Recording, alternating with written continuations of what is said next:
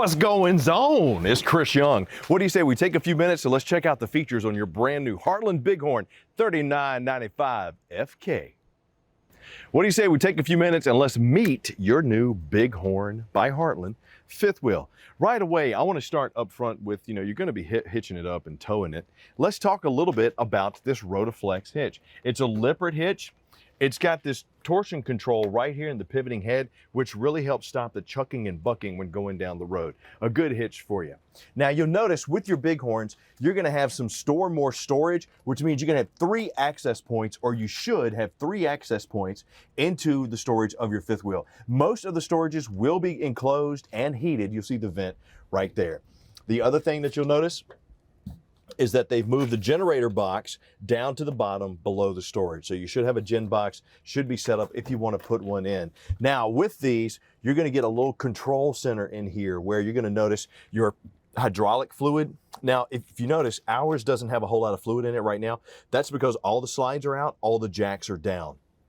Don't try to overfill this. Just check it with everything closed, because if you go put hydraulic fluid in right now, it's going to overflow if we try to close everything out. You'll notice here that you have the pure sine wave inverter. It's a 2000 watt inverter for your refrigerator. This is also your AC input or your switch for your generator. So if you get a generator, you got all that stuff set up. You got the battery disconnects for both your coach batteries. Your battery box is right there. And they also have these what's known as Aquaflex seals around all the storage doors. But I try to tell people, even if you just close this and you latch this one latch right here, there's a chance you could still get moisture inside because the toggle switches aren't closed. It's almost like an even flat seal that you want to have on there. Now, you do have auto level on this one as well, and you got 2 control panels for your auto level. You got the auto leveling control right here, which is a Lippert ground control auto leveling system, 60,000 pound hydraulic leveling system, that if we come around here, and depending on which unit you have, your external control center will be either on the campsite or on the off campsite. Here's the other control panel. Now, if you go to the front panel and the red light is on, this is where you come to reset it. This is only the external leveling controls in here. Everything else is going to be controlled on the inside of the coach. Got strut supporting on your storage here. Heated and enclosed underbelly on this one, plus you get the Z-frame or the drop frame. You'll notice if your Heartland Bighorn has one of these, this is your sewer hose storage. If you don't have a bumper storage, you will have something like this somewhere on the coach. Your little lock pin to keep it closed and open. Just, try to keep your sewer hose clean before you put it in there, because the last thing you want is to open that up and, well, to have a bad day. Now with your Heartland Bighorn, you're going to have either a Dometic powered awning, or you're going to have the Carefree of Colorado awning. Both of them are electric. Both of them will have the LED light strip, and both of them will have the adjustable pitch arm with the little turn knob right here. Now I'm 6'2", and this is a full profile fifth wheel, so you can see that if I needed to adjust this, I'd need a little help. So get yourself a stair ladder, loosen it, push the arm in, and that's how you're going to adjust the pitch of the awning. Just be sure to get it back out straight before you roll it in, because you don't want to roll it in with the pitch down.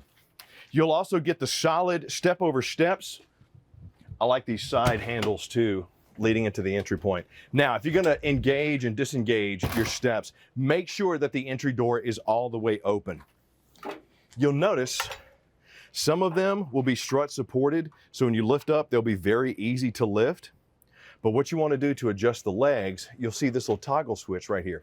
Push that in, that allows you to slide the legs in and out. If you bring this down, you can even do the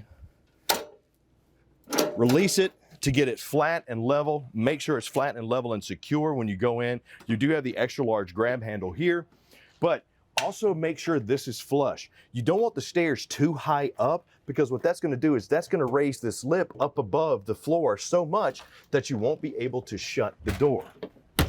So as you see it right now, we got it set pretty well. And then if you need to store the legs, just make sure the door is all the way open.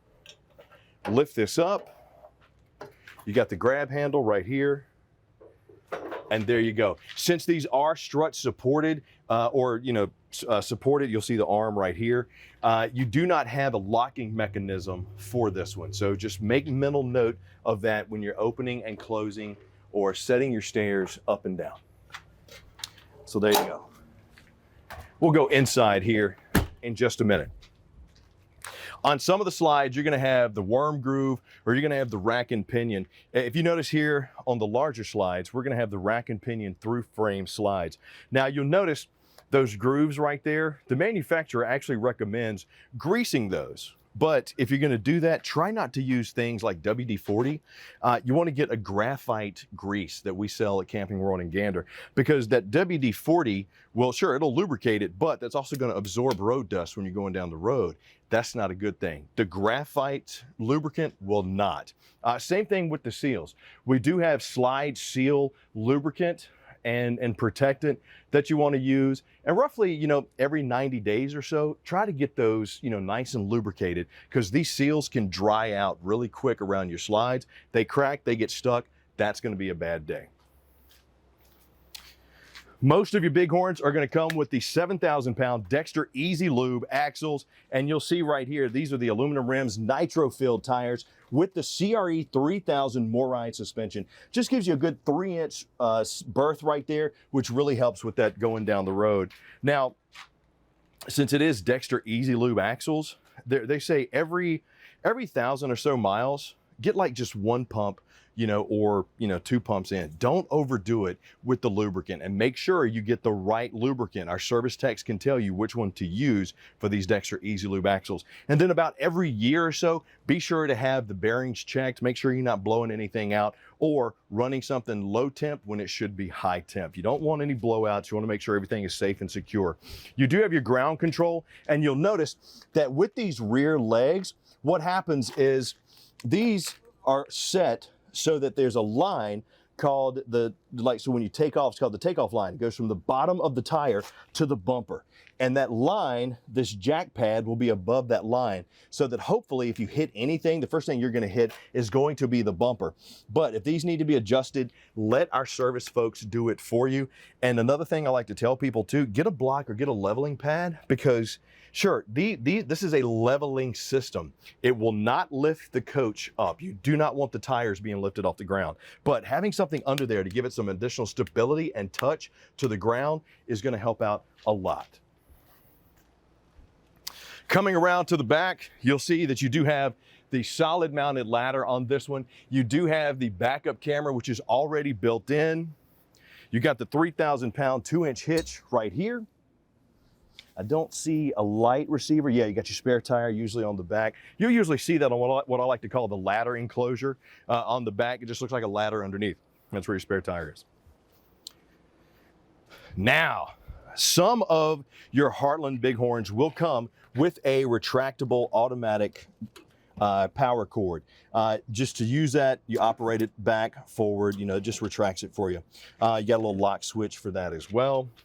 You'll notice right here that you have your controls for your wastewater holding tank and your gray tank. The handles will be in different locations depending on which model that you have, but with your terminations, like we see right here, I try to tell people, try to keep the tanks closed. You don't have to keep them open all the time, because you want some water in there.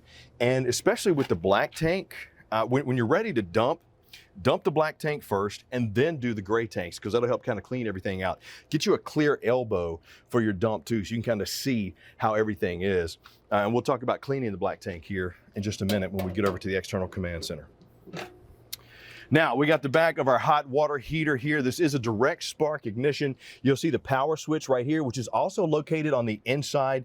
What happens is you can control it from either inside or out. You got your propane igniter here, your pressure release valve, and your reset switch. One of the things to kind of check with this, and your anode rod right there as well, which really kind of absorbs some of those bad things that would rather eat your tank. The anode rod would eat it. So be sure to check that periodically.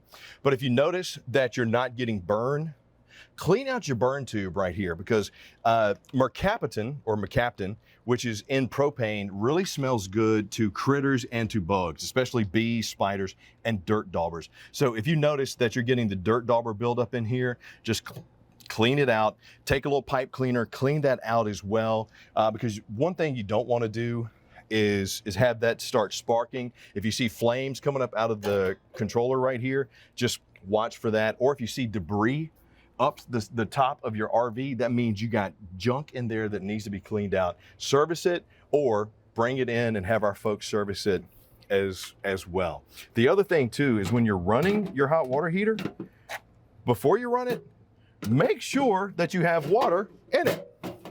That's probably the most important thing. And the last thing you want is a burnt element. We got the back of our Suburban furnace right here, which this one is a 35K BTU furnace on this one, which is pretty standard for the Heartland Bighorns. I mean, this is the access panel, which it can be, you know, if you know how to work on them, great. I do not suggest you do it though. If something's not working and you've checked the power, you've checked the outlets, you've checked the, you know, the breakers, and you've checked the fuses, bring it in, let our service folks take a look at it. But right here, when you see this, this is the back of the furnace. The one thing to try not to do if you're setting up stuff, which is why I like how they put this on the off-camp side, don't block this, because that's hot air that's coming out. You put one of those fabric chairs up against this, that might catch on fire. That's a bad day. External command center, like you see right here, whole home flow pure filtration system built in. I like this because it's easy to use, it's interchangeable. You see my PEX piping right here. If you get any leaks, just check the connectors here. This is obviously your main water flow. Your second water flow controls. You will have an external sprayer, external shower. You'll see those here. Most of them will have portholes that you can run your connections through. Here's your gray tank controls. You do have a direct spark ignition hot water heater bypass here. So if you want to, you know, here's your switch for that. Your black tank flush. Now I had mentioned if you're gonna flush your black tank, make sure you're connected up to something where it can drain to. Make sure the black tank is open. That's number one, because if you hook a water hose up to this, cut it on, and that black tank is closed, that's gonna be a bad day. External shower, cable connections, you'll see right here, you have multiples of those. Plus you'll usually have a GFCI 110, and then you have, I like this Anderson main water connection, because instead of having multiple spots, you got your inlet right here, your vent for pressurization. So if you're doing city water there, if you're going boondocking, you do there. You just got to make sure that you have the water pump on. If you just fill in the fresh tank, you hear it kind of depressurize the vent right there. And then if you're doing some winterization, right there. But if you do winterize, just make sure that all the valves are open and the bypass is open as well. So let's go back to the city. Close that up, and you'll notice too underneath, Bobby, I believe they're right back here behind our termination, are the low point drains. So this is where if you need to drain the lines, you can, or if you're doing some winterization, just open those up and drain them. And then close them back up once all the water's gone. Other side of your LP tank right here, and you'll notice this one has the little regulator meter and the selector switch. Now the selector, if you go to the left, it's using the tank on the left side. If you go to the right, it's using the tank on the right side. If you go right here in the middle, it's pulling evenly from both tanks. And if it's open, this register should run green. And they actually recommend, some of my tech buddies recommend not pulling from the middle, because when you're out, you're completely out. Whereas if you know you got gas in both tanks and you're out on the left, at least you know you'll have gas on the right. Plus, I understand that it's also not good for the regulator to pull from the middle. But check with your specialist, ask your technician those questions. Hey, is this right? Is this how I use my Heartland Bighorn? So now that we've taken a little walk around on the outside, let's walk up these solid steps and let's take a look on the inside. Come on, Bobby. Oh, wow. I tell you, these are nice. So when you walk into your Heartland Bighorn, right away, you're gonna see the beautiful black and tan interiors. That's great, that's gonna take your breath away. Let's get it back by making sure you have everything working. You're probably gonna wanna take a look first and foremost for the control panel. Now, here you'll see we have the water pump, which you cut on when you're using the water tank. If you're using the city water connection, you don't need to run this. And when you cut it on, you'll hear the system prime a little bit. It'll cut off and then it'll cut back on again, once you're ready to run a faucet. Your water heater, you got the 120 volt and the 12 volt. And when you cut these on, this right here is gonna light up because that direct spark ignition is lighting. Now, it may go off and it may come back on. If it goes off, that means that it's lit. If it comes back on, that means that you're probably up to temperature. Ours is going to come back on because we don't have any propane. So it's going to go off and then it's going to come back on because it's constantly trying to start. If you have that issue, this light comes on, you know that there's propane, check to make sure that it's on outside like we saw on the back of the panel. Check to make sure that you actually have propane. And if you're still having issues, bring it in. Let our service folks take a look at it. Now over here, you'll also see your measurement of your tanks. We got our battery, which should be good. This is where if you're full and you're hooked up to shore power, not only are you also charging the batteries, you should have enough juice to run everything from the hydraulic leveling system to running out the slides. If you notice you hit the battery and maybe you're going off of your actual batteries in the coach, if you're below 2/3, chances are you're not going to be able to run the slides out. You need at least 11.8 is what I like to recommend to run those slides out. So just kind of keep that in mind. Fresh tank, black tank, and gray tanks. Now, if you know that you flushed out your tanks and you come to check this out and you're like, wait a minute, I'm still 2/3 full. I know it's empty. There are sensors inside those tanks that can get continuity between moisture. So give it about 15 minutes to dry and then check it again. If it's still showing, maybe flush it out or bring it in, let our service folks take a look at it. The rest of this, you got your awning, which you can extend and retract by the labeling there. You do have a ceiling fan on this one as well as your lights and your slides. And down here is your remote switch, which to cut on, you actually have to hold it and you'll hear it pop on. This is for if you need to cut on that magnum underneath the coach to convert the power to run your fridge. But if you're plugged in, shouldn't need it. Boop. Now, walk into your kitchen. You're going to have solid surface countertops. They can chip, so just be careful there. And when it comes to your convection ovens, you're going to have either the LG, the Insignia, or the High Point. All of them are good. Convection ovens, they're all pretty much the same size. It's just going to be different brands. Over here on your stovetop and your oven, you're either going to have the Furion stoves like we have right here, the Suburban, or the Insignias. Once again, all good, but a little different nuances. So like for example, for the Furion, you'll notice this is the end top. It's not all one piece. This is mounted here. So if you needed to access the igniter, with most of them, you can just lift the panel up. With this one, you'd actually have to take this off. I wouldn't advise it. Get our service folks to do it. But to light the stove, you don't just turn over to the gas, you actually have to hold it down. That's what's priming the line. And then you hit your igniter, and hopefully you can see there the little electric spark hitting. If you do see that, that means it's working. If you don't see it, there's a chance that the connector underneath the oven or underneath your stovetop might just be disconnected. Now, your Furion ovens, these work a little bit different. These, when you push, will automatically light. You hear it? This has got the automatic lighter. You set the temperature over here on the left. You set your timer over here on the right. Pretty nice little feature. Just make sure that no matter what you have, make sure that when you're not using it, that all those knobs are off. Propane does have mercaptan in it, which does have a smell to it, but still, you don't want to smell that inside the coach. That means propane is leaking. Over here on the sink, you do have the high-rise faucet with hot and cold. You'll see right here, hot is over this way, cold is over that way, and to open it, you just pull it forward. You got the sprayer nozzle right here. You got the beautiful, some of them will have the glass up front, some of them won't, but you will either have the Insignia or the LG residential style fridge. Now, depending on which one you have, you're going to have either a 1,000 or 2,000 watt inverter built into the Heartland Bighorns. But here's the thing with these residential fridges. They are awesome. They will get things cold. They will keep them cold.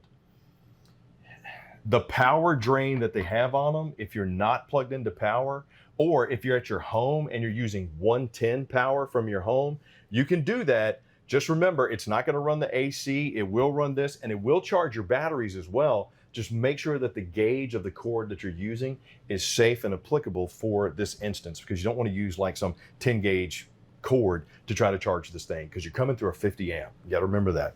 But with these refriges, if you do run off your battery, if it's already cold, you might get 200 hours, or excuse me, 200 minutes of running time off your battery. That's not a long time at all. So make sure that this is plugged in and running. You have shore power when operating. You got your ice maker. You can cut on and off right there. The filter change, you see you hold both of these for 3 seconds. Super freeze, what this does is this doubles the power of the compressor to cool everything down rapidly. Here are your freezer controls. Just push the button. Obviously you got your temperatures right there. Same thing for your fridge, and you'll notice they have the colors. They're colored in. Fridge is right there. Super cool, same thing. If you want to bring this down super fast, you hold this in. It'll run for, I believe, 14 to 16 hours, and then automatically shuts off. You want to do the energy saving, that just reduces the compressor power. And if you want to go from Fahrenheit to Celsius, you just push both of those for 3 seconds. You got the little water filtration system right here. This is just a manual, it's locked right now. When you're ready to unlock it, you just twist it to the right, pull it out, change the filter, and your water distribution is right there. Great fridges, man, great residential fridges. But if this one, you notice the one thing I didn't mention is an off and on switch. That's because it's on. When you're on power, it's on. You literally have to get in the back and unplug this thing if you want to cut it off. Got your little freezer and your ice tray right there. And there you'll see, I mean, it's cold. This thing is doing a really good job of cold, but we're also plugged into shore power, your ice maker right there. Now, some of the electrical components that you're going to have on this, you're going to have the Dometic air conditioning system on this one. Now, we're in a Bighorn that has 3 air conditioning units, so you're going to have 3 of these Dometic touchpad sensors. And I wanted to take this off to kind of show you. This is what the connection looks like on the back. See if you can get in there, Bobby. You got enough light? How's that look? So these little rubber notches right here are what control the change of these elements. And when I say it's a touchpad, it is a touchpad. Now, once this comes off, that pretty much means you got not a whole lot of use left in it because they're meant to stay on. This one's going to be worked on anyway. That's why I took it out for you. But it is a touchpad. So you don't have to hit anything. A lot of people come and they mash it. All you got to do is hit it, and you'll see because I took it off. So I'm actually going to touch that, cut it off. But if you do have to end up doing this because the faceplate comes off, the oil from your finger will mess up these touch plates. So you can actually just take a pencil eraser and, you know, kind of scrape the oil off of there. But once again, take it in to get serviced because this is not what you want to have happen. I just wanted to show you what it looked like on the inside. You got the fantastic vent up here. You got your controls, obviously that opens it, that closes it. It does have a range sensor, the speeds up and down. And the vent fan for this one is over there behind us, Bobby. Really does a good job of pulling the air, the hot air out of this coach. Last but not least, over here on this comfortable countertop, let me tell you about the PCS, the power control system. What this does is this tells you what service you're plugged into. So for example, we're plugged in to 50 amp. AC mid is powered, AC rear is powered, AC front is powered. What this system is going to do is tell you what power you have coming in as well as what's running, but it's also a fail-safe system so that if you're pulling too much juice, not all of these ACs are going to run at the same time. If you got everything going, microwaves going, you know, this, that, and the other thing is going, and all of a sudden, boom, things go off, that's bad. You've pulled too much power and you've flipped something. This power control system makes sure to stagger the ACs coming on because that startup is really what pulls the most power to run, not as much. And it'll make sure that you don't trip anything inside the coach. So it's very nice to have. With anything electrical inside the system, now this one, you actually have a fuse panel and you have a circuit breaker box, which is nice to have. The fuse panel here is set up so that if anything is faulty, there will be a red LED light. So if you don't have power to the AC, you know that you're plugged into shore power. You know that this panel is working because it's lit up. Check the fuse. If you're still not working, bring it in. Let our service folks take care of it for you. You'll also notice that in these Heartland Bighorns, you get the Stellar Quick Charge plate. This is just a near-field charger that's built into the solid surface countertops. You got a lot of them will come with the Coastal Comfort Collection furniture like we have here. This is an electric recliner. So on the far right-hand side are the controls to push it out. The one right beside it is to push it in. Then you have a little LED accent light as well as heat and massage. And you got different speeds of both. You just tap them to control them. Another charging plate right here. Some of them will also have, in your Heartland Bighorn, you may have the pull-out sleeper sofa. Fairly easy to operate, just be careful. You don't want to hurt yourself or pull it out. Actually, let's go ahead and take the cushions off first. This lifts up and comes out, and you see how we have the legs right there. They extend. Just once again, please be careful. I don't know how many times I've caught my finger in this. Lays down, and then this back panel just flips down, and there you have a full-size bed. You could easily get 2 adults on. I mean, you say easily, but you can get 2 adults on there.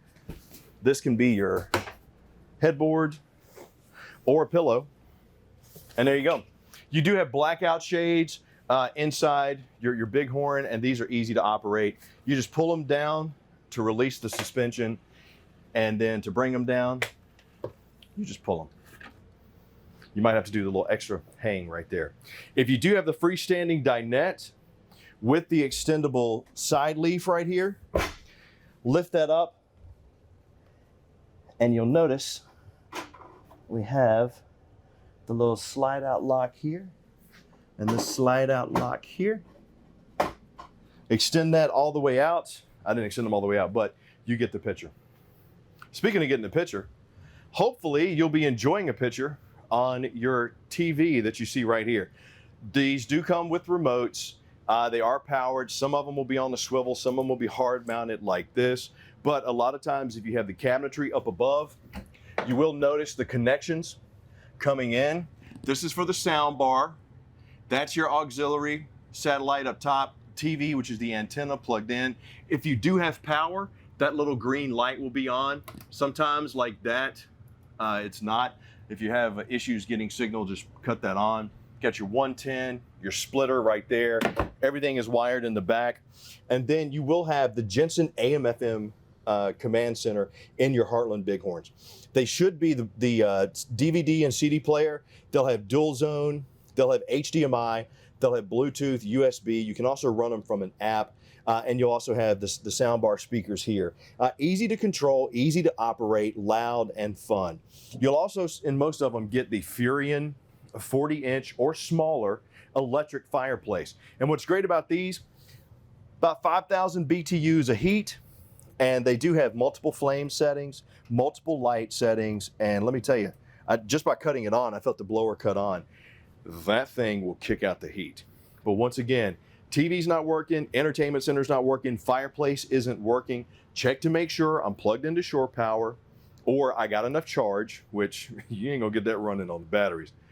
Plugged into shore power, my fuses or my circuits are okay, and if you're still not getting juice, that's the time to bring it in to service. With the bathroom, you're gonna get the porcelain bowl, high-rise with the foot flush. And you'll see we got a little bit of water in there. The foot flush activates not only the water, but also the flapper.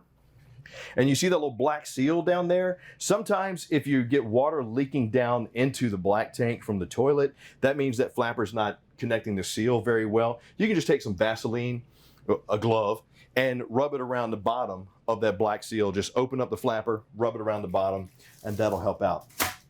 If you're still getting issues, bring it in.